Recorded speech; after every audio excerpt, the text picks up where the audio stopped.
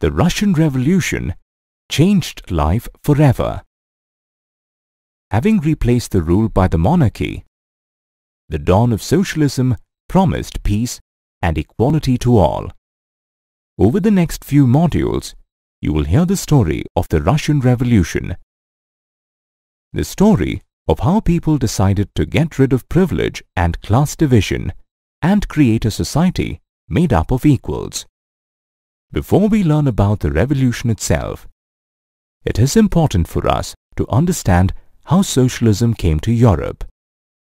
The French Revolution during the late 18th century was an important stepping stone for socialism, as it propagated the ideas of freedom and equality. It also gave hope to the people by showing them that it was possible to create a society where people could decide who controlled the economic and social power. These revolutionary ideas spread quickly across all of Europe.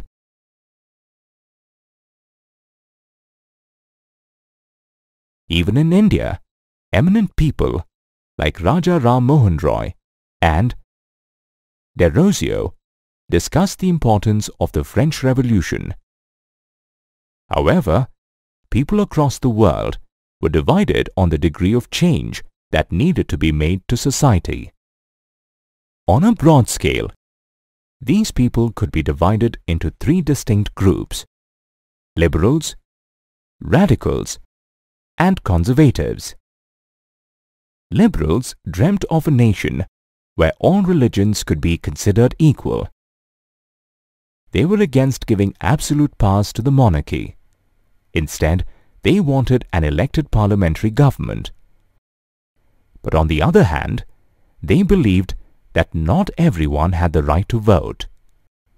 Only property owners could be allowed to vote.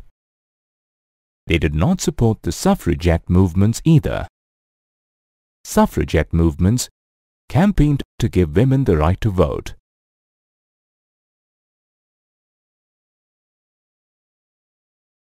Radicals too agreed with the liberals on religious tolerance and the removal of the absolute powers from the monarchy.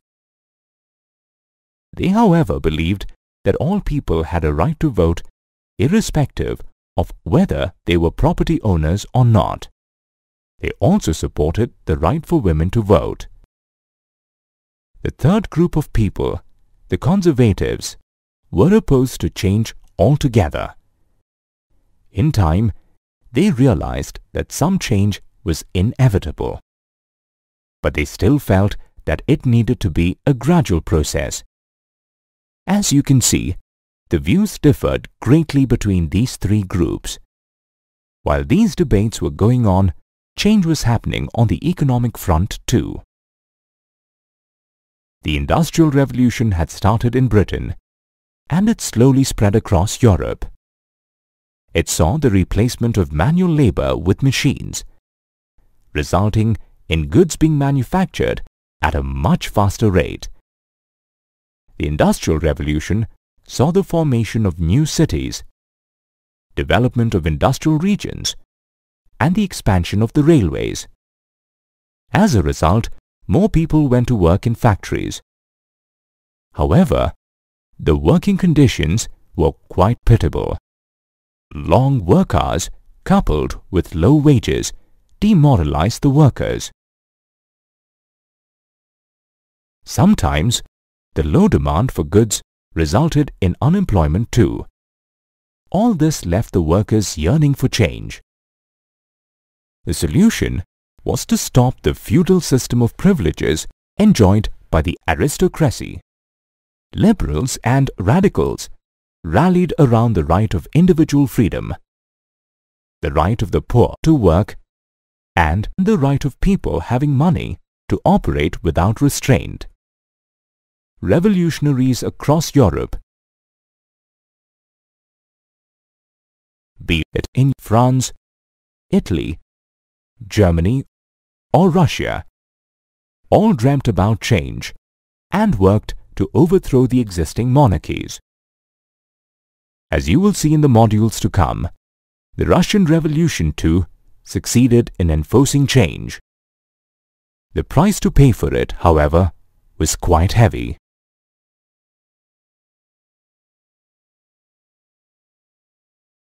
As you have already seen, the working conditions of people across Europe during the Industrial Revolution were pitiable. This, coupled with low wages, acted as a perfect platform for the advent of socialism. Socialists felt that the private ownership of property was the root of all social evil. Although they agreed that property owners provided jobs, they also felt that owners were not interested in the welfare of the workers. Considering this, socialism propagated the idea of collective ownership of property. Some of the eminent socialist thinkers were Robert Owen, Louis Blanc, Karl Marx, and Friedrich Engels. Robert Owen believed in the idea of cooperatives and tried to build one in Indiana. Louis Blanc, however, felt that an individual could not build a cooperative community. Instead, he pushed for the governments to encourage cooperatives. Karl Marx stated in his book Das Kapital that workers needed to overthrow capitalism and create a society where property was controlled collectively. Friedrich Engels, too, contributed to these thoughts through his book The Communist Manifesto. Though they had minor differences in their ideas, they all agreed that socialism was the natural way forward. As socialist ideas spread across Europe, the socialists formed the Second International to act as a body to coordinate their efforts. It was not until 1914 that socialists finally managed to form a government in Europe. In 1904, over 110,000 workers in St. Petersburg went on strike, demanding better working conditions and wages.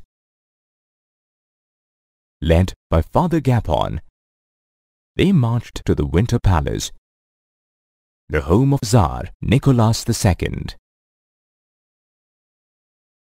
The Tsar ordered the dreaded Cossacks to attack the people. Over 100 were killed and many wounded. This incident, referred to as Bloody Sunday, sparked off the Russian Revolution of 1905. So, what led to the revolt by the people? Russia was in those days an autocracy ruled by Tsar Nicholas II. He ruled a vast territory that included current-day countries such as Finland, Latvia, Lithuania, Estonia, parts of Poland, Ukraine, and Belarus. Both St. Petersburg and Moscow were prominent industrial areas of that time. Most of the industries were privately owned by industrialists. So, although the government had rules regarding minimum wages and limited work hours, in many factories and workshops, these rules were broken. This led to dissatisfaction amongst the workers across Russia. Peasants, too, were unhappy. Comprising more than 85% of the population, they earned their living from agriculture. However, they owned very little land. majority of the land was owned by the nobility, the Tsar and the Orthodox Church.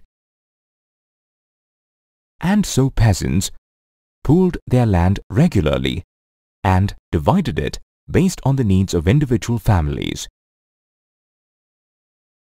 As you can see, both peasants and workers were unhappy across Russia.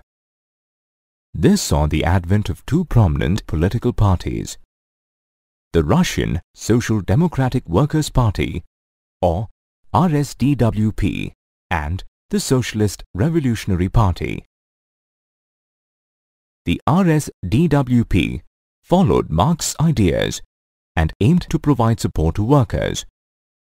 It consisted of two groups: Bolsheviks, led by Vladimir Lenin, and Mensheviks, led by Julius Martov. The Bolsheviks believed in discipline and controlling the quality of the party members, whereas the Mensheviks believed that the party needed to be open to all. While the RSDWP backed the workers, the Socialist Revolutionary Party, on the other hand, believed that peasants would be the driving force behind the revolution. Both these parties, however, agreed that things needed to change. And to do this, they needed to first topple the autocratic rule by the Tsar.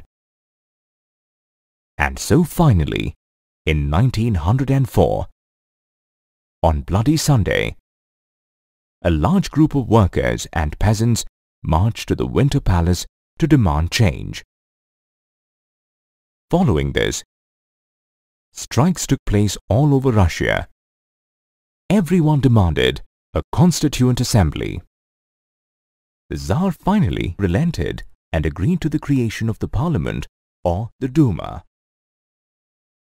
Fearing a reduction in his powers, he dismissed the first Duma and the second one as well.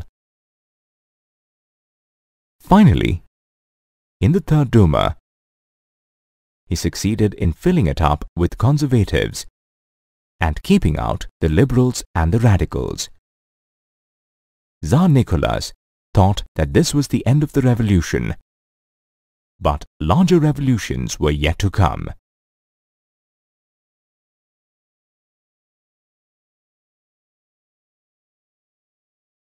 The First World War broke out in 1914. On one side were the Entente powers that comprised Russia, France, UK, Italy, Japan, Australia, Canada, and America. And on the other side were the Central powers that comprised Germany, Austria, Hungary, the Ottoman Empire, and the Kingdom of Bulgaria. Being a member of the Entente powers, Russia, led by Tsar Nicholas II, got pulled into the First World War. The Russians hated the Germans, who were a member of the Central powers, so much so that they renamed St. Petersburg, a German name, to Petrograd. The people despised the autocracy too, owing to the Tsarina's German roots and poor advisors such as the monk Rasputin. The war raged on, and the Tsar started taking decisions without consulting the Duma. Although Russia had the largest army fighting from the Eastern Front, they started leaving heavy casualties during the battle. Over 7 million people died. Finally, the Russian army started retreating. While retreating, they destroyed crops and buildings. This resulted in over 3 million refugees in Russia. The war had a severe impact on the industry as well, as they were cut off from suppliers by Germans who controlled the Baltic Sea. Labor shortages followed, as all the able-bodied men had been called to take part in the war, and this led to the shutting down of workshops. Food was a problem as well. Large supplies of grain were being sent to feed the army, leaving very little for the people back home. And by the winter of 1916, fighting and riots started breaking out at bread shops. The World War crippled Russia, and as expected, the Tsar and the royal family became very unpopular. The First World War was over, and Russia was still trying to recover from its effects. In Petrograd, the situation was sternly serious. Strangely, the river Neva literally seemed to highlight the social and economic divide in the city. To the left of the Neva were the well-to-do areas such as the Winter Palace, official buildings, and the place where the Duma met. To the right of the Neva were the workers' quarters and factories. In February of 1917, workers from around 50 factories on the right bank of Neva called a strike. In many places, the women led the strike. Did you know that in order to commemorate this event, 22nd February is today celebrated the world over as International Women's Day? Workers moved to the left side of the riverbank, and by the end of the day, the fashionable quarters and official buildings were surrounded by workers. The government responded by calling in troops to control the situation. It then suspended the Duma. This was the last straw. The protests became louder and more violent. The soldiers refused to fire at the protesters. Instead, they joined them. The striking workers and the soldiers got together and formed the Petrograd Soviet. The Tsar was finally forced to abdicate. Russia was finally free from the monarchy, and a provincial government was formed. Lenin saw this as the apt time to return to Russia from his exile. He propagated the 3 key points from his April theses: bringing the war to an end, transferring land to the peasants, and the nationalization of banks. In addition, he wanted the Bolshevik Party to rename itself as the Communist Party.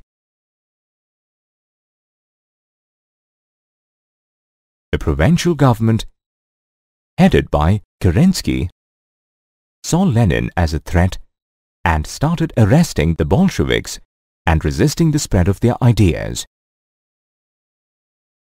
Lenin feared that Kerensky was setting up a dictatorship, and he convinced the Bolsheviks to stage an uprising. He appointed a military revolutionary committee under Leon Trotsky to organize the uprising. In October 1917, the Bolsheviks, with the help of Leon Trotsky, successfully seized power from the provincial government.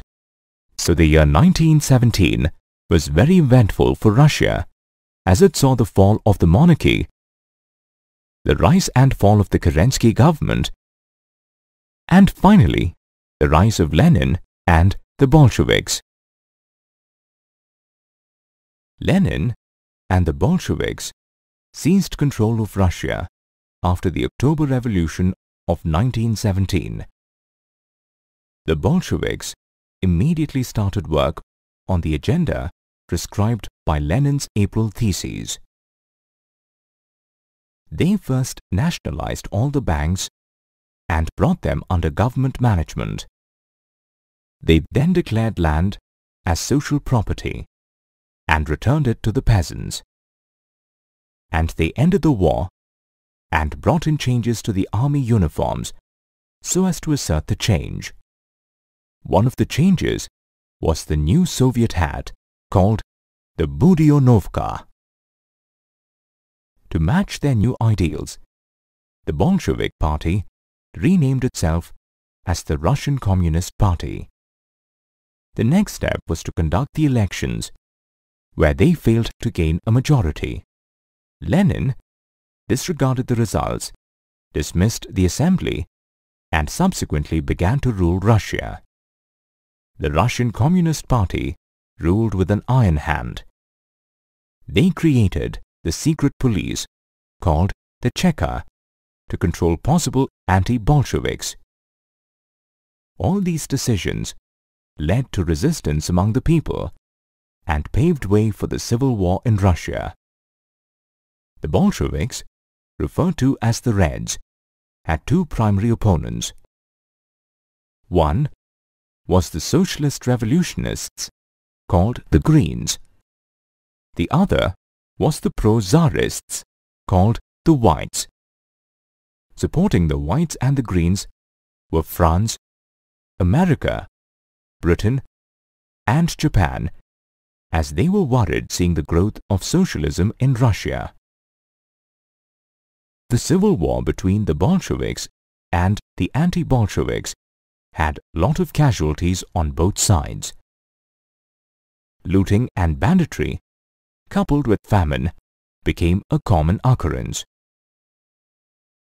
Finally, by January 1920, with the help of non-Russian nationalities and Muslim jihadists, the Bolsheviks finally managed to win the war.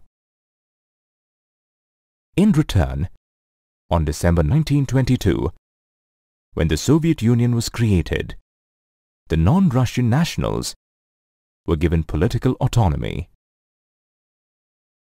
And thus, the Bolsheviks managed to retain control of the Soviet Union through the Civil War. However, they were not able to win over the different nationalities because of unpopular policies such as the discouragement of nomadism. While the Civil War was going on, the Bolsheviks kept both banks and industries nationalized. They made 5-year plans centered on economic growth. This included the fixing of prices to promote industrial growth. For the next few years, under Lenin, the Soviet Union saw both industrial and economic growth.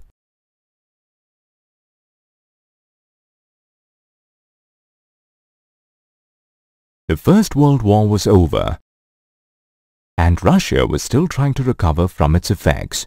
In Petrograd, the situation was sternly serious. Strangely, the river Neva literally seemed to highlight the social and economic divide in the city. To the left of the Neva were the well-to-do areas such as the Winter Palace, official buildings, and the place where the Duma met. To the right of the Neva were the workers' quarters and factories. In February of 1917, workers from around 50 factories on the right bank of Neva called a strike. In many places, the women led the strike. Did you know that in order to commemorate this event, 22nd February is today celebrated the world over as International Women's Day?